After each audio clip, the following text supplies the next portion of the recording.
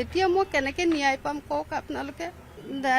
মাটিখিনিত সি ৰাতিৰ ভিতৰত বিল্ডিং সাজিলে মই মোৰ মানুহজনৰ অসুস্থতাৰ কাৰণে মই শ্বিলং গ'লোঁ শ্বিলঙৰ পৰা মই চেন্নাই যাবলগীয়া হ'ল মানুহজন এতিয়া অসুস্থ সেই অসুস্থ মানুহজনক এৰি পেলাই মই ঘূৰিবলগীয়া হৈছে কিন্তু তাক মই যেতিয়া মানা কৰোঁ যে তুমি মাটিত একো কাম নকৰিবা এতিয়া মোৰ মাটি যেতিয়ালৈকে মই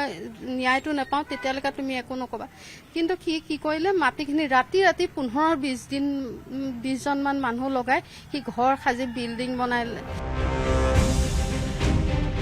গুৰুজনাৰ জন্মস্থানত পুনৰ বেদখল স্বামীৰ চিকিৎসাৰ বাবে যোৱা মহিলাৰ মাটি বেদখল বটদ্ৰৱা আৰক্ষী থানাৰ সমীপতে চলিছে বেদখল মহাপুৰুষ শ্ৰীমন্ত শংকৰদেৱৰ পবিত্ৰ জন্মভূমি বটদ্ৰৱাত সুৰক্ষিত নহয় খিলঞ্জীয়া স্বামীৰ জটিল ৰোগৰ চিকিৎসাৰ বাবে চেন্নাইলৈ যোৱাৰ সময়তে দীপালী বৰা নামৰ এগৰাকী মহিলাৰ মাটি বেদখল কৰিলে হান্নান হক চৌধুৰী নামৰ এজন ভূমাফিয়াই পৈতৃক সম্পত্তি হেৰুৱাই হাহাকাৰ কৰা দীপালীয়ে এতিয়া ৰাজচক্ৰ বিষয়া আৰু আৰক্ষীৰ সহায় বিচাৰি হাহাকাৰ কৰিব লগা হৈছে যুগ ধৰি খাজানা দি থকা বটদ্ৰৱাৰ হাইডুবি কিচামতৰ মাটিত জাকাৰিয়াই নিশাৰ ভিতৰতে সাজিছে পকী ঘৰ বটদ্ৰৱা আৰক্ষী থানাৰ পৰা মাত্ৰ 300 মিটাৰ নিলগতে এই ঘটনা সংঘটিত হৈছে যদিও ৰহস্যজনকভাৱে নীৰৱ হৈ আছে বটদ্ৰৱা আৰক্ষী থানৰ পৰা 1 কিলোমিটাৰ নহ'ব কিন্তু বটদ্ৰৱা আৰক্ষী চকীৰ পৰা মোৰ 300 মিটাৰ হ'ব কিন্তু সেই মাটিখিনিৰ কাৰণে আজি মই 6-7 মাহে ইমান ঘূৰি আছোঁ চাৰ্কুল অফিচলৈ গৈছোঁ থানালৈ গৈছোঁ মই ইমান ঘূৰি ফুৰিছোঁ কিন্তু চাৰ্কুল অফিচত গৈ পেলাই মই দেখিলোঁ যে ছাৰে মোক মাটিখিনি চাৰিসীমাটো চঞ্জি দিলেহি কিন্তু একচনা মাটি হোৱাৰ কাৰণে ছাৰে মোক খুটি পুতিবলৈ দিব নোৱাৰিলে এতিয়া মই কেনেকৈ ন্যায় পাম কওক আপোনালোকে দোকান আকৌ খুলি ৰাখিছে দোকান আকৌ খুলি আৰু মাটিখিনিতে দোকান বনালে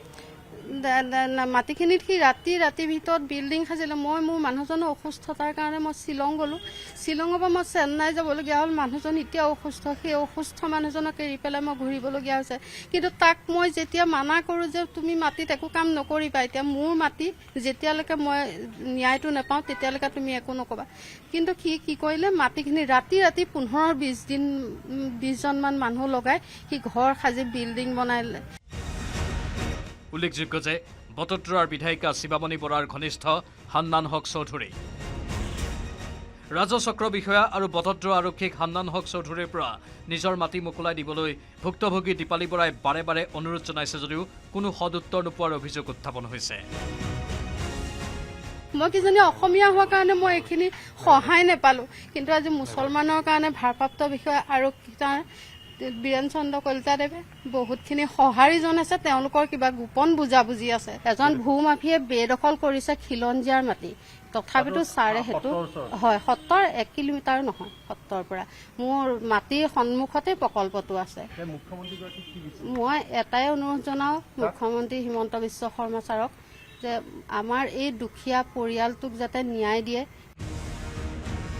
অৱশেষত উপায়ন্তৰ হৈ মুখ্যমন্ত্ৰী হিমন্ত বিশ্ব শৰ্মাৰ হস্তক্ষেপ বিচাৰিছে ভুক্তভোগী মহিলাগৰাকীয়ে নগাঁৱৰ পৰা নীলোৎপল বৰাৰ report news 18 Assam north east